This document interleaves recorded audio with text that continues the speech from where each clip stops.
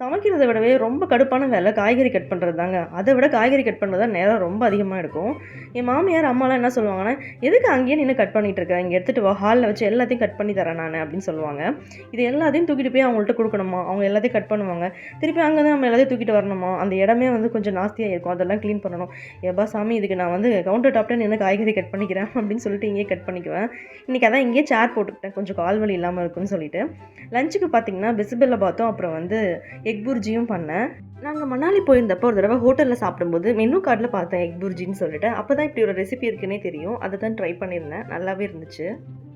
Evening போல tea குடிக்கலாம்னு சொல்லிட்டு tea கடைக்கு தான் போயிருந்தோம். அங்க பார்த்தா நெறைய கூட்டம். நம்மள மாரி நெறைய பேரு டீ போடுறதில்ல போல வீட்ல. இங்க தான் வந்து குடிக்கிறாங்க போல இருக்குன்னு சொல்லிட்டு, டீ குடிச்சுட்டு மழை வர மாதிரி இருக்குல்ல அப்படின்னு ஹஸ்பண்ட் கிட்ட சொன்னேன். "இப்ப என்ன உனக்கு பஜ்ஜி வேணும் அதானே?" அப்படின்னாரு. "ஆமா, ஆமா" அப்படின்னு சொல்லிட்டு பஜ்ஜி சாப்பிட்டுட்டு அதுக்கப்புறம் கொஞ்சமா பால்கோவா, அப்புறம் குலாப் ஜாமுன், வத்தல்லாம் வாங்கிட்டு வீட்டுக்கு வந்துட்டோம். Thank you.